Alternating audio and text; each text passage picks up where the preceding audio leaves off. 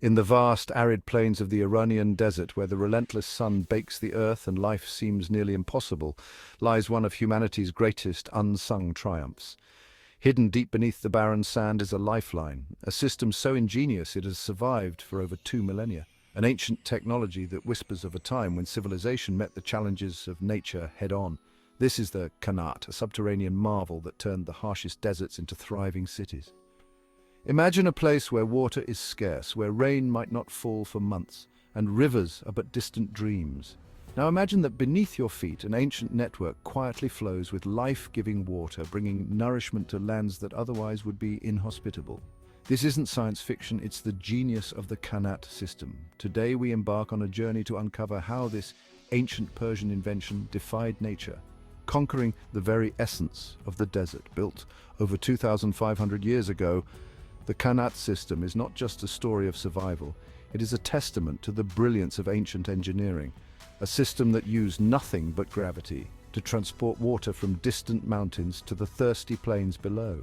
But how did this seemingly invisible network keep entire civilizations alive in some of the driest places on Earth? How did the ancient Persians, with no modern machinery, build a water system that still flows today?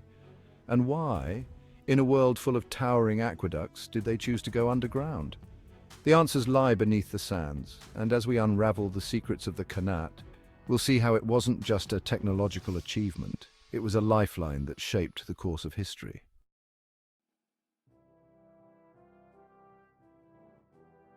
In ancient Persia, the challenge was simple but monumental. How do you bring water to where none exists? This wasn't a land of mighty rivers or seasonal rains, it was a land of extremes. Vast deserts stretched as far as the eye could see, and yet civilizations thrived. How? The answer lies not in their proximity to water, but in their mastery over it. Persia's greatest cities, like Persepolis and Yazd, weren't built near rivers. In fact, they were built far from any reliable water source, where survival should have been impossible. But the Persians found a way. They harnessed the very landscape that others feared. While other civilizations sought fertile land, the Persians dug deep into the earth, creating an underground lifeline. The Qanat was their answer, a network of channels that turned desert into oases. Constructed over 2,500 years ago, these Qanats allowed water to be drawn from underground aquifers nestled deep in the mountains. Without pumps or modern technology, they relied entirely on gravity. But this was no simple feat. Each Qanat had to be dug by hand, with precision that would challenge even modern engineers. Vertical shafts reached down into the earth, connecting gently sloping tunnels that stretched for miles. The slope had to be perfect, too steep and the tunnels would erode, too shallow and the water would never flow. Every Qanat was a marvel of both science and craftsmanship. Where other civilizations built aqueducts to proudly display their control over water, the Persians chose the opposite. They went underground. Their engineering wasn't built to be seen, it was built to endure. While aqueducts stood tall in the open air, susceptible to the elements, the Qanat quietly flowed beneath the desert, safe from erosion and evaporation. It was hidden, but its impact was immeasurable. And so Persian cities flourished in places where they shouldn't have. Persepolis, the grand seat of the Achaemenid Empire, was sustained by these invisible lifelines, turning the impossible into reality. But beyond the cities, the Qanat system sustained agriculture, allowing wheat, barley, and fruits to grow in the otherwise barren desert. It wasn't just a tool for survival, it was the key to prosperity.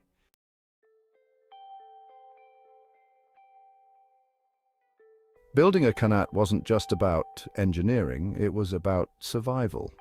In the unforgiving deserts of Persia, every drop of water mattered, and the people who built these systems knew it. But how did they do it? How did they construct a system that would carry water for miles beneath the earth, using nothing but gravity and hand-dug tunnels? Imagine standing in the blistering heat, the desert stretching endlessly before you. Now picture digging deep into the earth by hand, down to where water might flow. This was the challenge that Persian engineers faced. It was a battle against nature, and the stakes were nothing less than life or death. To build a Qanat, you needed precision, patience, and a deep understanding of the land. The first step was to find an underground water source, an aquifer hidden beneath the mountains. Once the source was found, the real work began. A series of vertical shafts were dug into the earth like windows to the water below. These shafts were connected by a gently sloping tunnel, designed to carry water from the aquifer to the surface, sometimes for miles.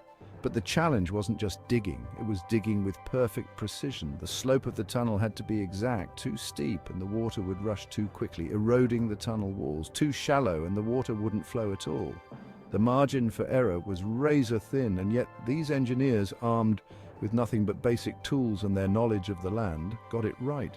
Skilled builders, known as mukanis, were the ones tasked with this delicate work. They dug through the harsh earth, measuring the slope with astonishing accuracy. They would carve out shafts that reached hundreds of feet below the surface, connecting a labyrinth of underground tunnels. Day by day, inch by inch, the Qanat would grow, stretching towards the city it was destined to serve. And all the while, they had to keep one thing in mind: water. Some Qanats ran for over 40 miles with tunnels that took decades to complete. But once finished, they would bring life to the desert for centuries. This was the brilliance of the Qanat system. It wasn't just built for the present, it was built to last.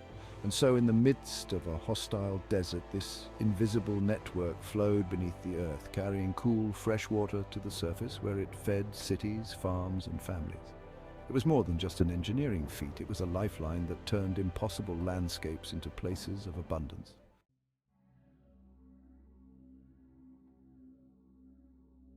While the Romans were busy building their towering aqueducts, the Persians chose a different path. Their water systems weren't designed to be seen, they were designed to endure. But what made the Qanats so different from the Roman aqueducts, and why did the Persians choose to build underground while the Romans built above? The Roman aqueducts were architectural marvels, impressive towering structures that stretched across valleys and mountains, bringing water from distant sources to the heart of their cities. They were symbols of power, engineering, and control over nature. But the Qanat was different. It was quiet, hidden beneath the ground, and yet in the deserts of Persia it was far more effective. The key difference lay in the environment. The Romans built their aqueducts in temperate climates, where water was plentiful and evaporation was less of a concern. But in the arid deserts of Persia, every drop of water had to be preserved. That's why the Qanat system was built underground.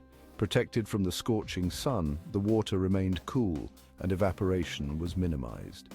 In a land where rain was scarce, this made all the difference. While Roman aqueducts proudly displayed the power of their empire, they were also vulnerable. Exposed to the elements and requiring constant maintenance, they were a symbol of grandeur, but not always of efficiency. The Qanat, on the other hand, was built to last. It quietly flowed beneath the earth, invisible but resilient. It didn't need to stand tall to be powerful, it simply needed to work, and work it did. While aqueducts crumbled with the fall of Rome, many Qanats are still flowing today, providing water to communities in Iran and beyond. They were built with an understanding of the land and its challenges, not just as a show of strength, but as a solution for survival. Today, as we look for ways to conserve water and adapt to changing climates, the Qanat offers a lesson in sustainability. Sometimes the most powerful solutions are not the ones we see. They are the ones that work quietly beneath the surface, solving problems that others didn't even know existed.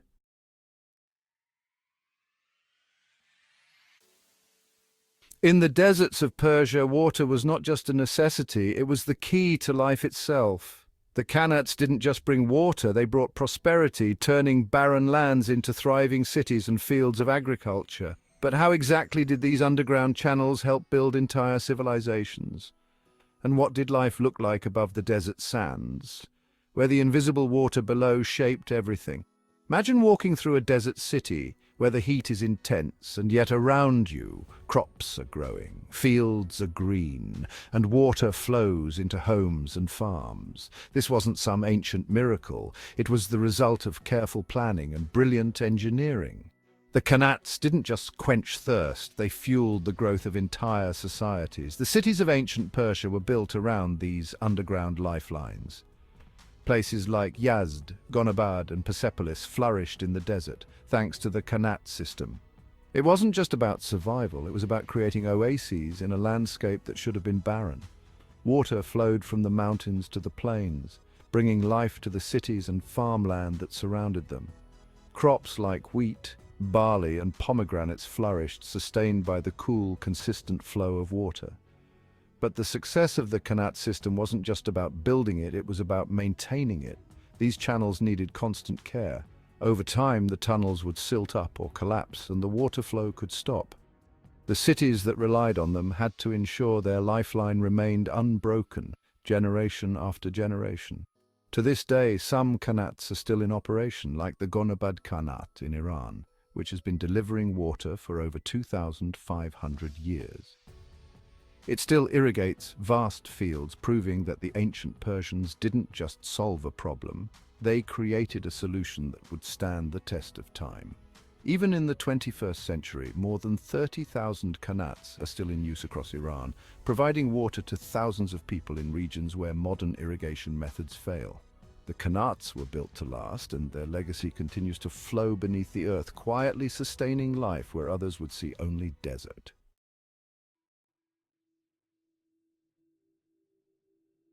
As the world faces growing environmental challenges, the lessons from the Qanat system seem more relevant than ever. Built thousands of years ago, these underground channels were not just a solution to ancient water scarcity. They offer a model for sustainability that we can still learn from today. While modern cities rely on dams, pumps, and high-tech irrigation systems, these ancient Qanats achieved something remarkable. They provided a reliable, consistent water supply using nothing but gravity. No electricity, no complex infrastructure, just the natural flow of water, harnessed by human ingenuity. In a time where we are increasingly concerned with water scarcity, climate change, and the environmental impact of our modern systems, the Qanat serves as a reminder that sometimes the simplest solutions are the most sustainable. The Qanat minimized evaporation, conserved water, and delivered it precisely where it was needed. This is something that even today's modern systems struggle to do. While we've developed countless ways to manage water in the modern world, many of our systems are energy-intensive and prone to waste. But the Qanat was built with the environment in mind. It worked with the land, not against it. In arid climates where every drop of water matters, this ancient wisdom could offer a blueprint for the future. Today, as regions around the world face droughts and water shortages, the Qanat system is being studied as a potential solution to modern problems. In places like Afghanistan, Iran, and parts of North Africa, these ancient systems continue to operate, offering lessons in water conservation and sustainability that are as relevant now as they were thousands of years ago. Sometimes the answers to our future lie in the ingenuity of our past. As we look to the future, we must remember that ancient civilizations like Persia didn't just survive, they thrived, using systems that worked in harmony with nature. In a world that faces increasing water scarcity, perhaps the quiet wisdom of the Qanat is more valuable than ever.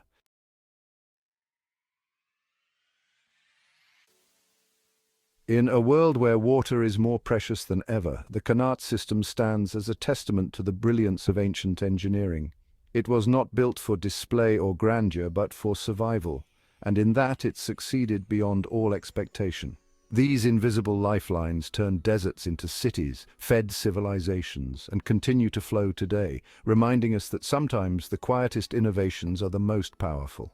The Qanat is more than an ancient relic, it's a blueprint for a sustainable future. As we face the growing challenges of climate change and water scarcity, it's worth asking, what other lessons from the past might hold the key to our future? The ancient Persians didn't just survive, they thrived, using a system that was simple, sustainable, and deeply connected to the land. Today we can learn from their ingenuity and find inspiration in their ability to work with nature, not against it. The Qanat reminds us that true innovation isn't always about what's new, it's about what works.